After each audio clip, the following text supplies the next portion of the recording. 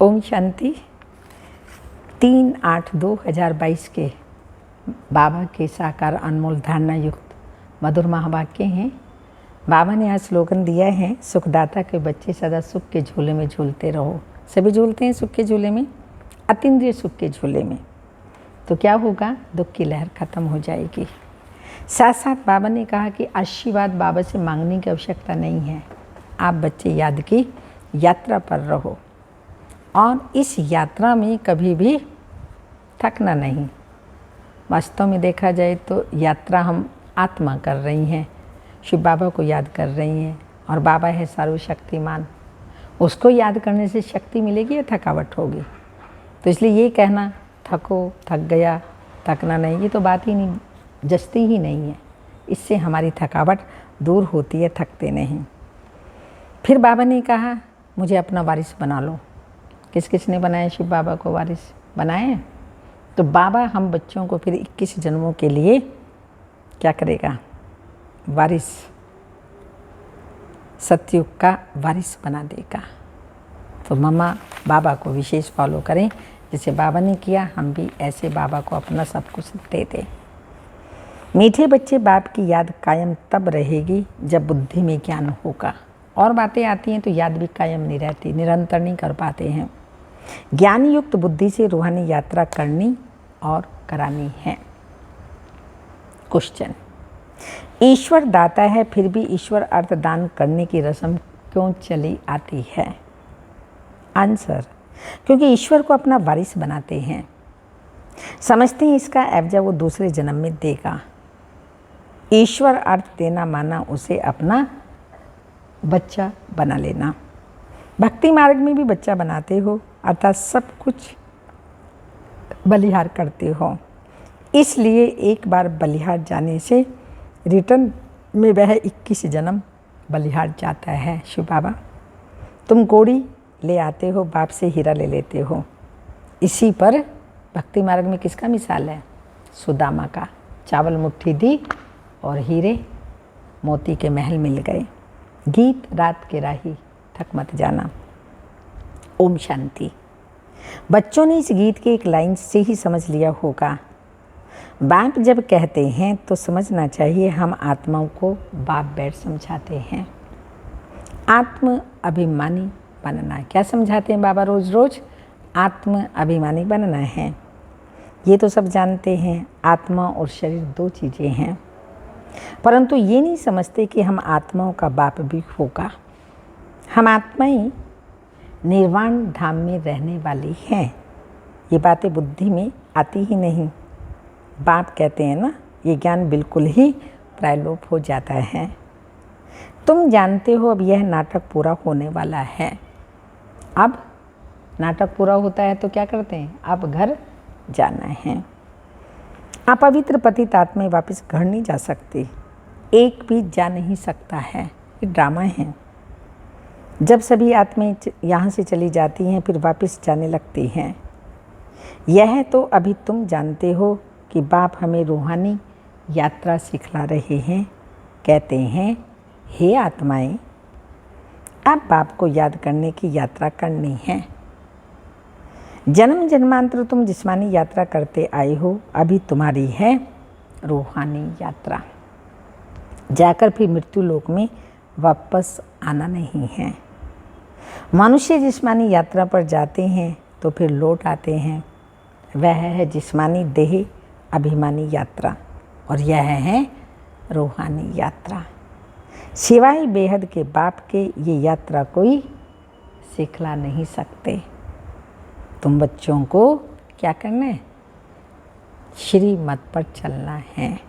सारा मदार है याद की यात्रा पर।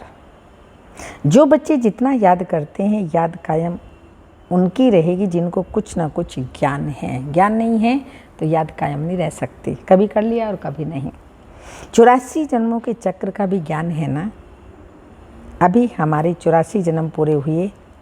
यह है 84 जन्मों के चक्र की यात्रा। इसको कहा जाता है आवागमन की यात्रा, आना और जाना। आवागमन तो सभी का होता रहता है, आना और जाना। जन्म लिया और छोड़ा, इसको ही आवागमन कहा जाते हैं। अभी तुम इस दुख धाम के आवागमन के चक्कर से छूटते जा रहे हो, फिर सुख के आवागमन के चक्कर में आएंगे। ये दुख धाम है। अभी तुम्हारा जन्म मरण सब अमरलोक में होना है।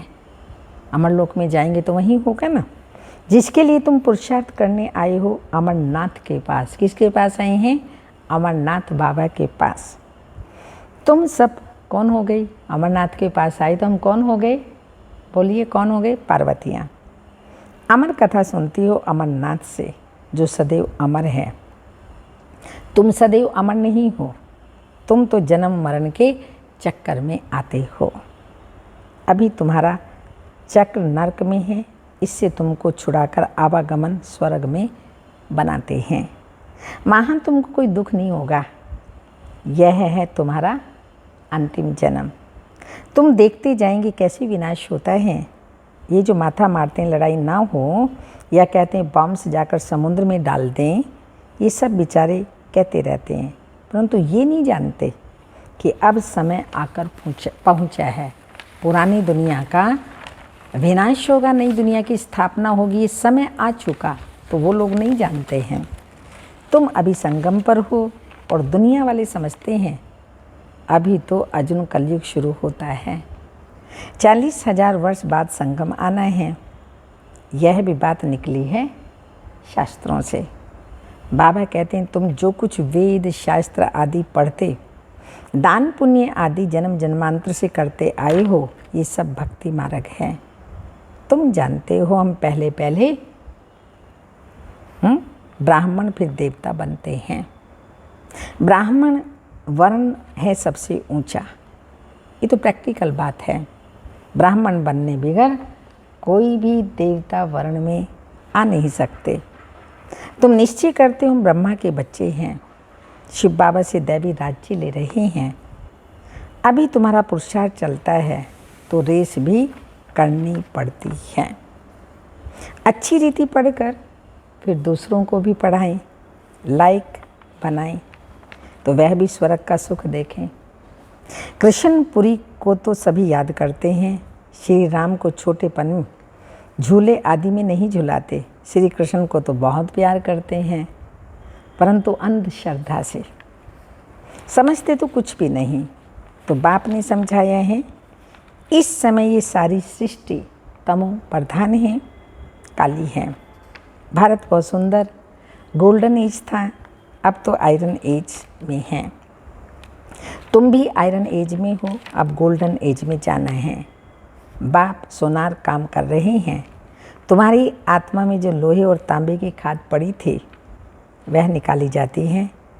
अभी तुम्हारी आत्मा और शरीर दोनों झूठे बन गए हैं। अभी तुमको फिर से सच्चा सोना बनना है। सच्चे सोने में बहुत खाद मिलाने से एकदम मुलम्मा बन जाता है। तुम्हारी आत्मा में अभी बिल्कुल थोड़ा सोना जा कर रहा है।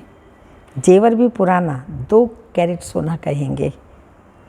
तो बाप बैठकर श्रीमत देते हैं, भारत बरोबर स्वर्ग था और कोई धर्म का राज्य नहीं था। फिर उस स्वर्ग में जाने का पुरुषार्थ करना है, परंतु माया करनी नहीं देती है। माया तुम्हारा बहुत सामना करती है, युद्ध के मैदान में तुमको बहुत हराती है। चलते चलते कोई तूफान में आ जाते हैं, विकार में जाकर एकदम काला मुंह कर लेते हैं। बाप कहते हैं अभी मैं तुम्हारा गोरा मुंह करता हूँ। तुम विकार में जाकर फिर काला मुंह मत करो। योग से अपनी अवस्था को शुद्ध बनाओ। शुद्ध होते होते सारी खाद निकल जाएगी। इसलिए योग भट्टी में रहना है। सोनार लोग इन बातों को अच्छी रीति समझेंगे। सोने की खाद निकलती है आग में डालने से, तो योग को भी अग्नि कहा जाता है। जितना योग अग्नि जोर से तपाएंगे तो सारी पुरानी खाद विकारों की निकलती जाएगी। फिर सोने की सच्ची डली बन जाती है। बाप कहते हैं जितना तुम मुझे याद करते रहेंगे उतना शुद्ध बनते जाएंगे। बाप तो श्रीमत देंगे और क्या करेंगे। कहते हैं बाबा कृपा करो, अब बाबा कृपा क्या करेंगे? बाप तो कहते हैं याद में रहो तो खाद निकल जाएगी। तो याद में रहना है व कृपा आशीर्वाद मांगने हैं। इसमें तो हर एक को अपनी मेहनत करनी है।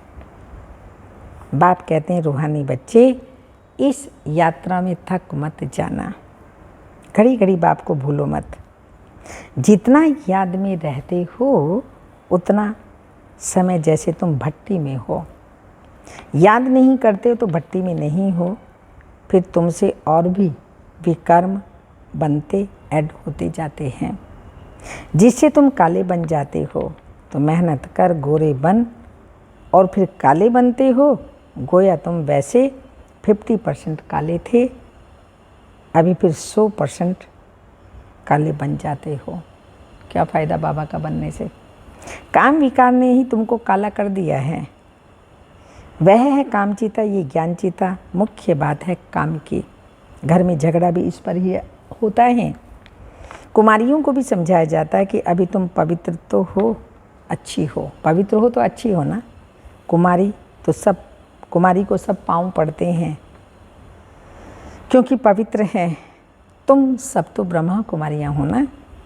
तुम ब्रह्मा कुमारियाँ ही भारत को स्वर्ग बनाती हो। तो तुम्हारा यादगार भक्ति मार्ग में चला आता है। कुमारियाँ तो बहुत, जो कुमारियाँ उनको बहुत मान देते हैं। है तो ब्रह्मा कुमार भी, परंतु माताओं की मेजॉरिटी है। तो बाप खुद कहते हैं क्या? खुद आकर के बाबा कहते हैं वंदे मातरम। तुम बाप को वारिस बनाते हो। भक्ति मार्ग में तुम ईश्वर को दान क्यों देते हो? बाप तो बच्चों को देता है ना, फिर ईश्वर को दान क्यों करते हैं? ईश्वर अर्थ करते हैं, कृष्ण अर्थ करते हैं। कृष्ण तुम्हारा क्या लगता है जो तुम उनको देते हो? कोई अर्थ चाहिए ना। कृष्ण गरीब तो है नहीं, वो लेकर के क्या करेगा? फिर भी कहते हैं ईश्वर अर्थ। कृष्ण अर्थ तो होता ही नहीं। वह तो सत्युग का प्रिंस है। बाप समझाते हैं मैं सबकी मनोकामनाएं पूर्ण करता हूँ। कृष्ण तो मनोकामनाएं पूरी कर ना सके, वो सत्युग में, हम कलयुग में, तो कैसे हमारी मनोकामनाएं पूर्ण करेगा? वह तो कृष्ण को ईश्वर समझ कृष्ण अर्पण में कहते हैं। वास्तव में फल देने वाला मैं हूँ। शिव बाबा ही, कोई किसी को भी याद करे भक्ति में भी, कहाँ भी बाबा ही फल देता है। भक्ति मार्ग की सब बातें समझाई जाती हैं। शिव बाबा को तुम देते हो जरूर बच्चा ठहराना। भक्ति मार्ग में भी बच्चा और यहाँ भी बच्चा। भक्ति मार्ग में अल्पकाल के लिए अब्जा मिल जाता है, अभी तो डायरेक्ट है। इसलिए तुमको 21 जन्मों का वर्षा मिलता है। यहाँ तो पूरा बलि जाना पड़े। तुम एक बार बलिहार जाते हो तो यह 21 बार बलिहार जाते हैं। शिव बाबा 21 जन्मों की बादशाही देते, माना हमारे ऊपर 21 बार बलिहार जाते हैं। तुम कोड़ी ले आते हो बाप से हीरा लेने के लिए। अंदर समझते तुम चावल मोटी शिव बाबा के भंडारे में डालते हैं। सुदामी की बात अभी की है। शिव बाबा तुम्हारा क्या लगता है जो तुम उनको देते हो? बच्चा है तो तुम बड़े ठहरे ना।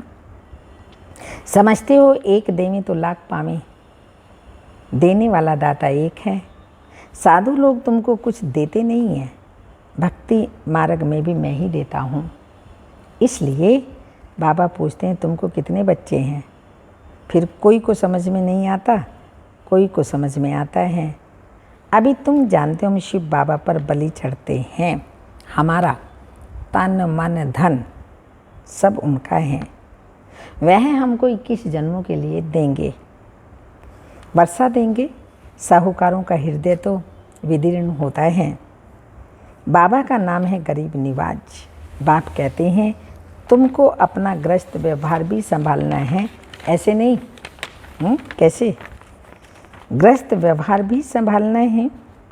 ऐसे नहीं कि तुम यहाँ आकर बैठ जाओ, सिर्फ श्रीमत पर चलते रहो, मामी कम याद करो बस। भक्ति मार्ग में भी तुम गाते हो मेरा तो एक शिव बाबा दूसरा न कोई। तुम बच्चों को कितनी बातें समझाई जाती हैं। सब तो एक जैसे समझने वाले नहीं हो सकते ना। पिछाड़ी में निकलेंगे, फिर तुम्हारे में बल भी होगा। सुनने से झट आकर पकड़ लेंगे। निश्चय हो कि बाप हमको 21 जन्मों के लिए स्वर्ग का मालिक बनाते हैं तो एक सेकंड भी छोड़े नहीं। ये बाबा अपना भी अनुभव सुनाते हैं ना, ब्रह्मा बाबा अपना भी अनुभव सुनाते हैं। क्या अनुभव सुनाते हैं? देखा, फिर राजाई देखी। हाँ, क्या देखा? जुआरी था, बैठे बैठे क्या देखा? बस देखा बाबा द्वारा बादशाही मिलती है। विनाश भी देखा, फिर राजाई भी देखी, तो बोला बस छोड़ो इस गुलामी को, छोड़ दी। साक्षात्कार हुआ, परंतु ज्ञान नहीं था। बाबा ये सब आपका है। पहले ही बाबा को बोल दे बाबा आपका है। आपके काम में लग गया। बाबा ने भी सब कुछ इन माताओं के हाथ में दे दिया। 8 दादियों के नाम विल कर दी, सारी चल अचल प्रॉपर्टी। माताओं की कमेटी बनाई, उनको दे दिया। बाबा ही सब कुछ कराते थे। शिव बाबा ब्रह्मा द्वारा ही सब कुछ कराते थे। समझा बाबा से 21 जन्मों की बादशाही मिलती है तो अब तुम भी लो ना। बाबा ने झट गुलामी छोड़ दी। जब से छोड़ा तब से बड़ा खुशी में चलते आए हैं। कभी भी बुद्धि अप डाउन नहीं हुई। यह तो अनेक बार हमने देवी देवता धर्म स्थापन किया है। बाबा ने ब्रह्मा कुमार कुमारियों द्वारा अनेक बार स्थापना किया होगा। जब ऐसी बात है तो देरी क्यों? बाबा से तो हम 21 जन्मों का वर्षा जरूर लेंगे। बाबा घर तो नहीं छुड़ाते, घर बार तो नहीं छुड़ाते, भले उनको भी अच्छी रीति संभालो। सिर्फ बाबा को याद करना है। नशा रहना चाहिए कि हम बाबा के बने हैं। भगवान का बनना कम बात है क्या? तो बाबा ने कहा ये भी नशा होना चाहिए, हम भगवान के बने हैं। बाबा को लिखते हैं बाबा फलाना बहुत निश्चय बुद्धि समझदार हैं, बहुतों को समझाते हैं, परंतु निश्चय बुद्धि हमारे पास तो आता नहीं। बाबा से मिलने झट जाए ना, बाबा से मिले ही नहीं और मर जाए, फिर बाबा से वर्षा कैसे मिलेगा? यहाँ तो बाप की गोद लेनी होती है ना। निश्चय हुआ, शरीर छोड़ दिया, मेहनत कुछ नहीं की। आयरन एज से गोल्डन एज बने तब तो कॉमन प्रजा में जन्म ले लेंगे। ऐसे ही बन गए, गोल्डन एज में आ गए तो वहाँ भी प्रजा में आ जाएंगे। अगर बच्चा बन अच्छी रीति पक्का होकर फिर शरीर छोड़े तो वारिस बन जाए। वारिस बनने में मेहनत थोड़ी लगती है। कोई तो सूर्यवंशी राजा ही पाते हैं, कोई तो सर्विस करते करते पिछाड़ी में एक जन्म के लिए करके राजा ही पा लेंगे, पाई पैसे की राजा ही पाएंगे। वो कोई सुख थोड़ी हुआ। राजा ही का सुख तो पहले ही है, फिर तो कलाएं कम होती जाती हैं। तो बच्चों को क्या करना चाहिए? हाँ, लास्ट में जा कर के छोटा सा ऐसे प्रजापद पालें, ऐसा नहीं। बच्चों को हाँ पुरुषार्थ कर माँ बाप को फॉलो करना है। जैसे मम्मा बाबा ने किया ऐसे हमें भी उनको फॉलो करना है। मम्मा बाबा की गद्दी पर बैठने के लायक तो बनो। हार्ट फेल क्यों होना चाहिए? पुरुषार्थ कर फॉलो करो। सूर्यवंशी सूर्यवंशी गद्दी का मालिक बनो। स्वर्ग में तो आओ ना। बाबा कहते कम से कम स्वर्ग में तो आओ ना। नापास होते हो तो चंद्रवंशी में चले जाते हो, 2 कला कम हो जाती है।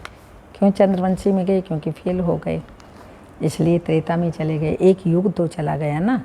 आए हैं सूर्यवंशी श्री लक्ष्मी श्री नारायण बनने और चले जाएं त्रेता में, ये तो अच्छी बात नहीं है ना। अच्छा, मीठे मीठे सिक्की लदे बच्चों प्रति माता पिता बाप दादा का याद प्यार। Good morning, diamond morning. रूहानी बाप की रूहानी बच्चों को नमस्ते।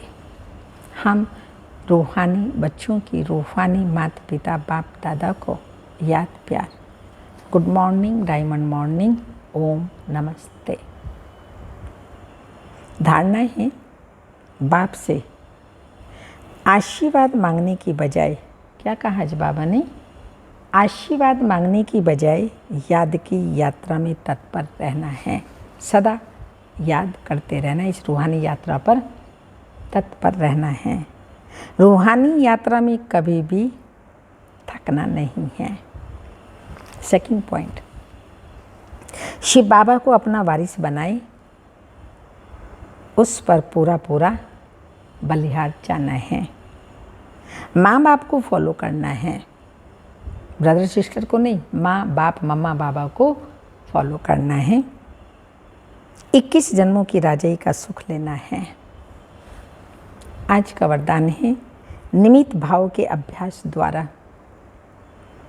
स्व की और सर्व की प्रगति करने वाले न्यारे और प्यारे भाव, जितने संसार से न्यारे बनेंगे उतना ही शिव बाबा के प्यारे बनते जाएंगे। निमित्त बनने का पार्ट सदा न्यारा और प्यारा बनाता है।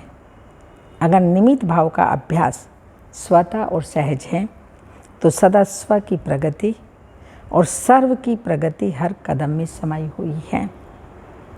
उन आत्माओं का कदम धरनी पर नहीं लेकिन स्टेज पर है, और स्टेज पर जब कदम होता है तो अपने ऊपर अटेंशन रहता है कि सारा विश्व हमें देख रहा है, इसलिए हमें कैसी एक्ट करनी है, सुंदर से सुंदर एक्ट करनी है ताकि सब लोग वंस मोर करें।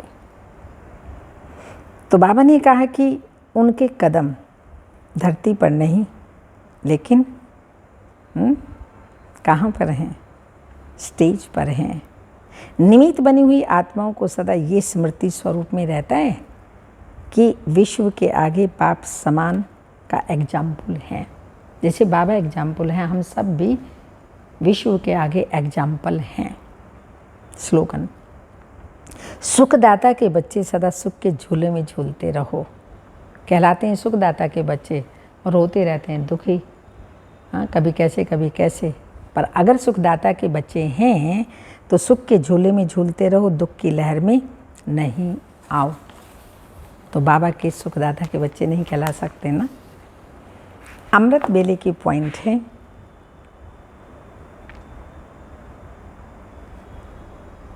कल बाबा ने कहा ना, बातें करते करते सोते हैं तो फिर उसको अपनाते हैं आते हैं। तो आज बाबा ने कहा और बातें करते करते कहीं तो 12 साढ़े 12 भी बजा देते हैं, मस्त होते हैं, उनको टाइम का भी पता नहीं चलता।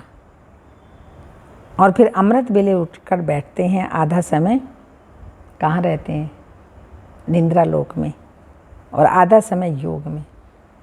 क्योंकि जो अलबेले होकर सोए तो अमृत बेला भी तो अलबेला होगा ना। ऐसे नहीं समझना हमको तो कोई देखता ही नहीं, बाप दादा देखता है। कहीं भी आप अमृत बेला कर रहे हैं तो बाप दादा देखता है। ये निंद्रा भी बहुत शांति व सुख देती है, इसलिए मिक्स हो जाता है। अगर पूछेंगे तो कहेंगे नहीं मैं तो बहुत शांति का अनुभव कर रहा था। सो रहा होता है, कोई दूसरा उसको उठाएगा, एक तो उसको गुस्सा भी आ जाता है, क्या कर रहे हैं, मैं कोई सो थोड़ी रहा हूँ, मैं तो जाग रहा हूँ। तो कहते नहीं मैं तो शांति का अनुभव कर रहा था। देखो नींद को भी आराम कहा जाता है। अगर कोई बीमार होता है तो डॉक्टर लोग कहते हैं ना आराम करो। आराम क्या करो, नींद करो टाइम पर। तो निंद्रा भी आराम देने वाली है, फ्रेश तो करती है। तो नींद में फ्रेश होकर उठते हो ना, तो कहते हैं आज योग में बहुत फ्रेश हो गए। जैसे व्यापारी लोग जो व्यापार करते हैं उसका उसी समय ही हिसाब किताब चुकता कर लेते हैं, तो निश्चिंत रहते हैं। अगर अधूरा रहा हुआ होगा तो ना चाहते हुए बुद्धि उस तरफ चली जाती है। ऐसे ही आप भी रोज़ रात को कुछ ना कुछ किया वो बाप के सामने रख दो, स्वयं को हल्का बना दो। अच्छा किया तो बाप स्वयं ही ऑटोमेटिकली 1 का लाख गुना जमा कर देगा, और व्यर्थ किया तो सुनाकर अपना बोझ उतार दो।